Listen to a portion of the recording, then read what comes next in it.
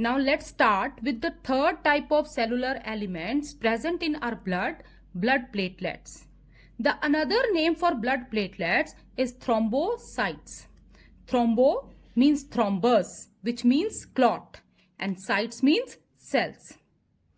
Now, they are also known as initiators of clotting of blood, as their main function is they help in blood clotting. Talking about another features of blood platelets. The first is they are the minute oval or round structures or round bodies present in our blood. They are non-nucleated. They don't have nucleus. And in this way, they differ from white blood cells as they have nucleus, and they also differ from red blood cells also because red blood cells are enucleated. They lost their nucleus when they get mature. Now, in numbers, they are 2 lakh to 4 lakh per cubic millimeter of blood in number. Now, these platelets, they are derived from some giant cells, megakaryocytes, present in red bone marrow. There are some special type of cells present in the red bone marrow of the bone. We call those cells as megakaryocytes, the cells with large nucleus. Now, these platelets, they bud off from megakaryocytes present in red bone marrow.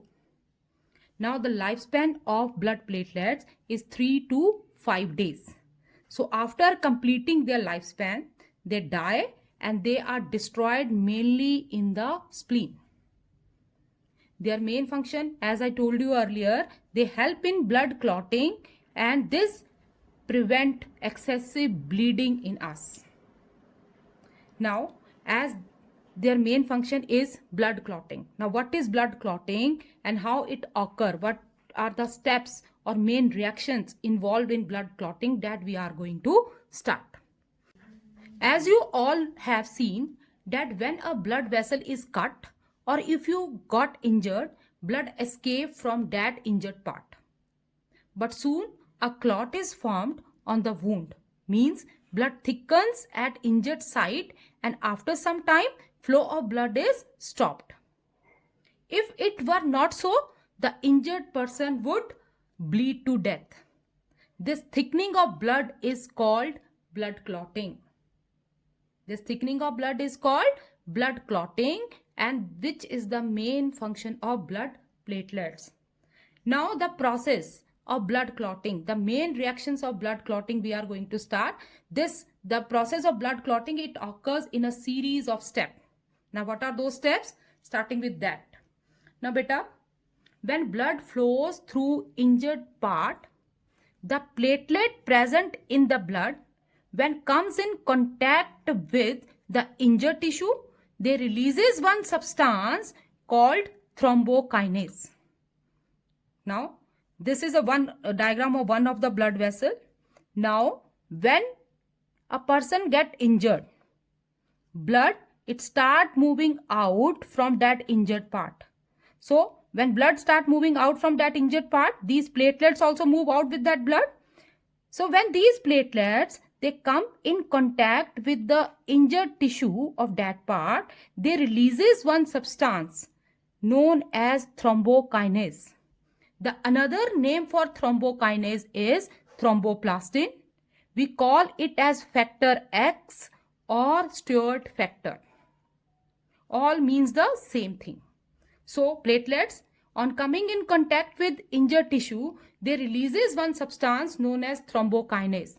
Now this thrombokinase, so thrombokinase is released by the platelets. Now this thrombokinase, it acts as an enzyme, and with the help of calcium ion, it acts on another substance present in the plasma of the blood known as prothrombin. Beta, prothrombin is an inactive protein present in our plasma. This thrombokinase, with the help of calcium ion, act over this prothrombin and make it active. And the active form of prothrombin is called thrombin.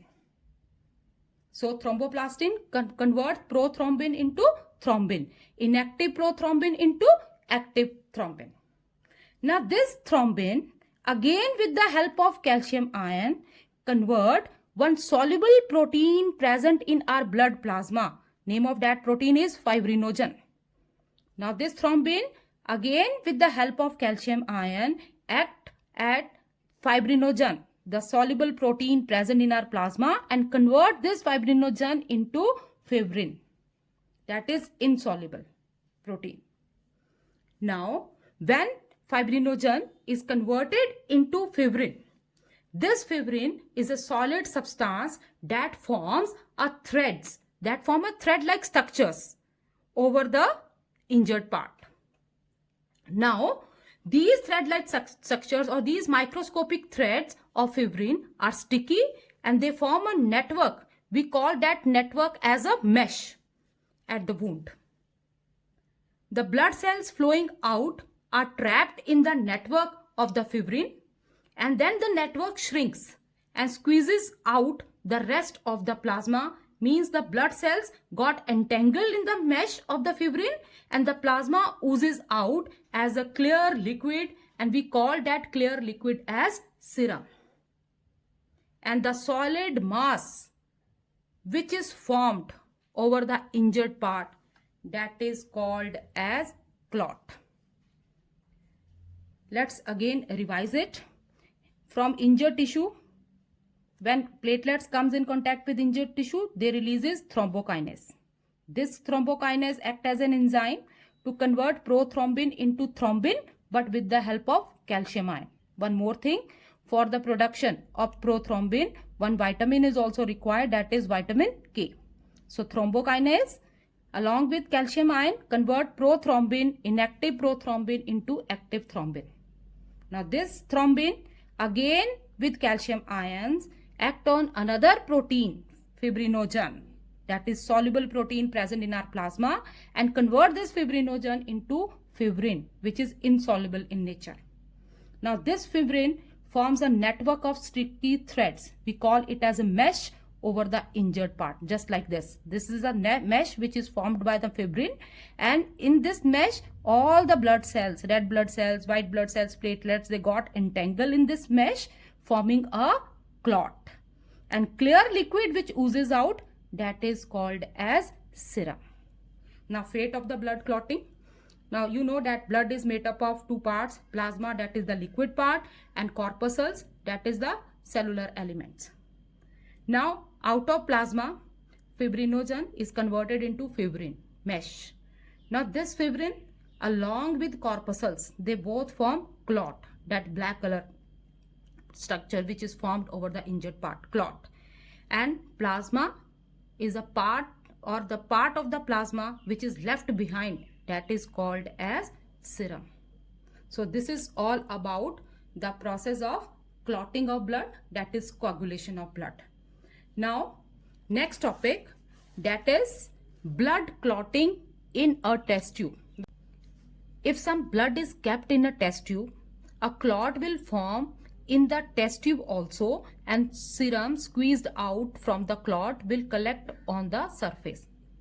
Like this, blood is taken in the test tube. These are the cells present in the blood, and now if we keep this blood or this test tube for some time, after some time the cells of the blood, they form a clot by the formation of fibrin in the test tube also, and the serum, that is the clear part of the plasma, is collected over that clot.